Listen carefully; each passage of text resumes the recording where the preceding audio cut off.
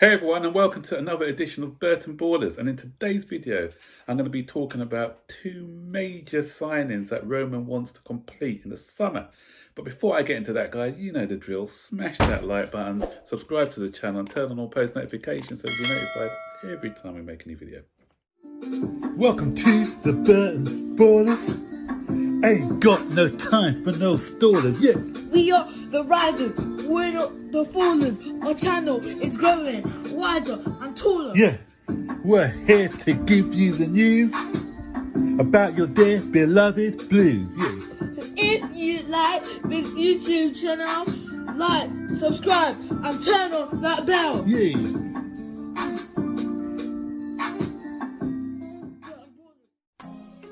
So guys, Roman is back. He's back splashing the cash.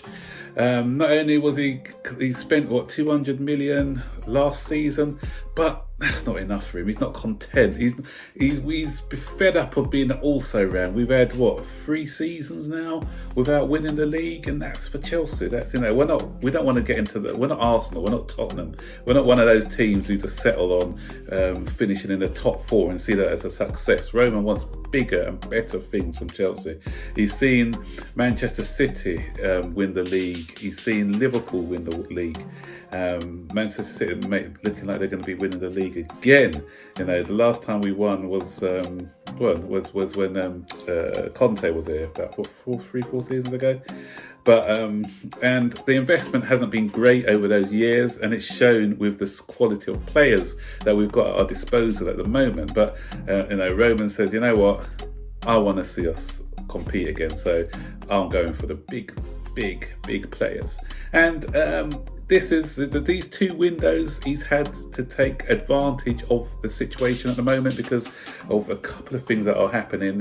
Obviously, we all know about the COVID situation and how some clubs haven't got the financial backing to keep their big players or to even splash out on certain players. So the Spanish clubs at the moment, because they are struggling, as you can see with Barcelona and how much debt they're in. Real Madrid can't go out and buy the Galacticos anymore because they haven't had any fans in the ground to compete. So Roman wants to take advantage of this, and plus the other reason why Roman can afford to splash big in this window is because of the COVID situation, is that the UEFA kind of relaxed the fair play rules for a couple of seasons, so we're able to take a bigger loss on players without it affecting our involvement in European competition. So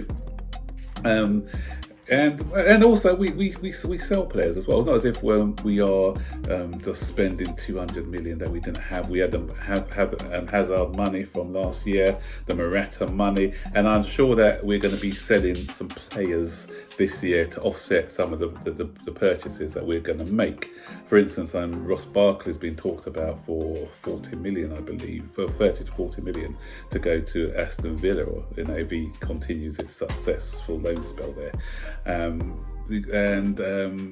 Probably I could see Kurt Zouma going. Not that I want him to go, but if we're looking at another centre back, he's now behind Christensen and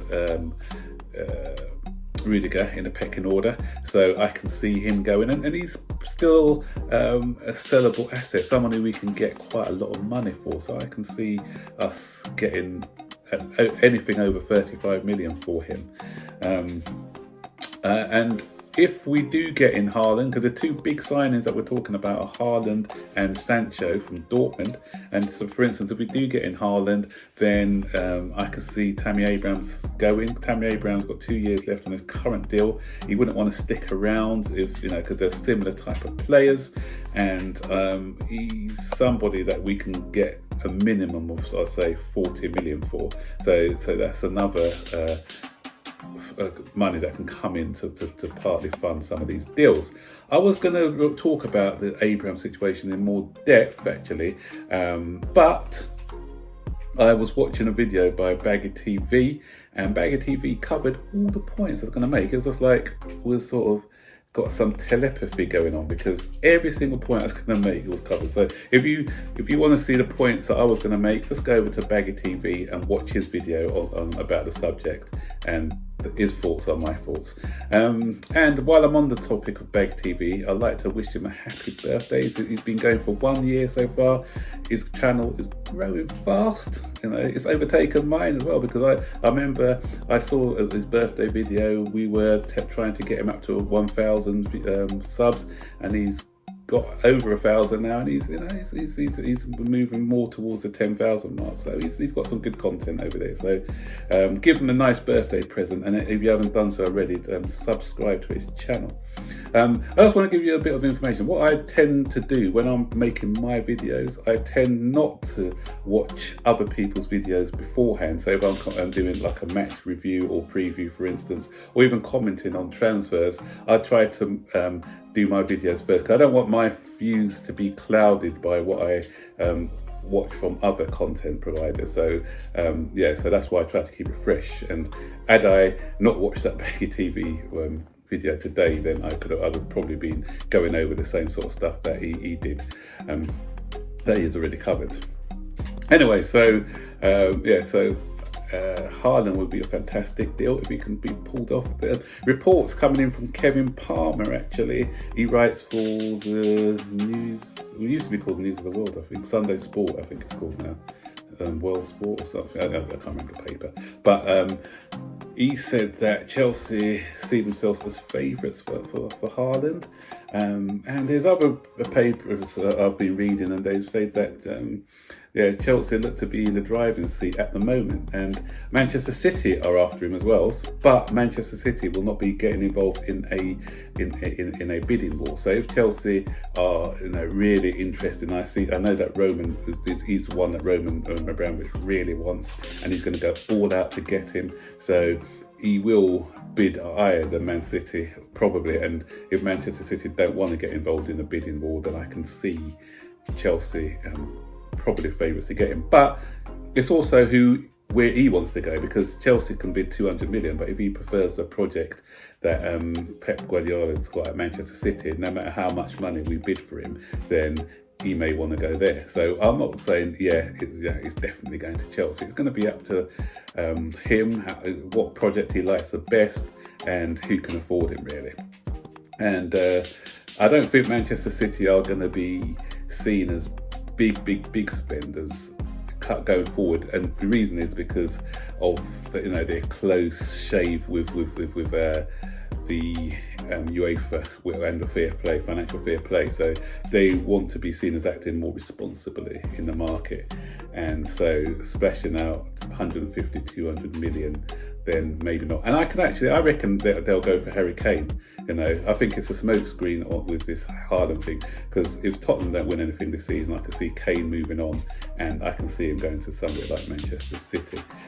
Tottenham would never sell Chelsea Kane, because that Levy had never liked Chelsea, and as I said before, he wants to sell us a virus, so I can't see us getting someone like a Kane.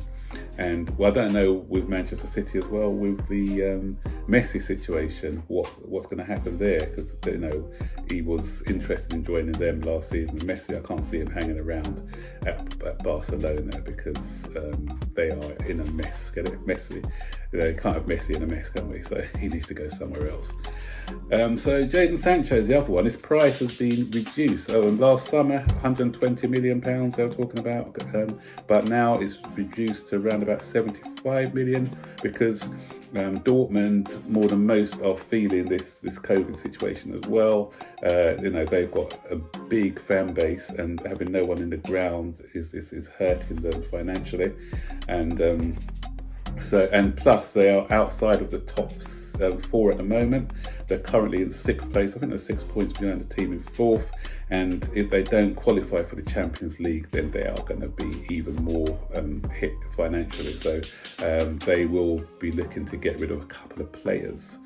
So it's interesting, that one. So and Manchester United I've kind of got cooled their interest in Sancho for now. So yeah, but a lot of it's going to be rumours for now. There's going to be many rumours going around about who we're getting. So I keep saying until the shirt has been held up and the paper's been signed, I don't really get too excited. But it's nice to be involved, and it's nice to be talked about, and it's nice to be for Chelsea to be in the running for these top players and not for these average players that we've been buying, not recently, but a few years back. So, but one thing is for sure, that Roman wants to get serious. He wants to put us back where we belong, at the top of that table, challenging for all the major honours. So it's going to be an exciting summer ahead, guys. Let's hope it's an exciting one and not a frustrating one, because many times before we've had all this excitement and end up with bums. So let's hope that we do our work fast and quick, so that we get in all our preferred targets for the beginning of the season. And I don't want have a situation where we're waiting. It was worth the wait finally when we brought him in. I want it to be more like the Timo Werner one or the Ziyech one. 1 minute we've bid for him, and then the momentum just goes up and up and up, and we sign them within a week or two. So let's hope that we can get our top targets. And Haaland's the dream one for me, and fingers crossed it will happen. So your turn, guys. Comment below. Haaland and Sancho. If we could only go for the one, which one would you go for? Would you go for both? Do you think there's room for both of them in our club? And any other targets that you want, like for defence or defensive midfield or any other positions, just let me know in the comment section. And as always, guys, don't forget, like and subscribe, turn on all post notifications so you'll be notified every time I make a new video. Until then, guys, take care. Bye bye.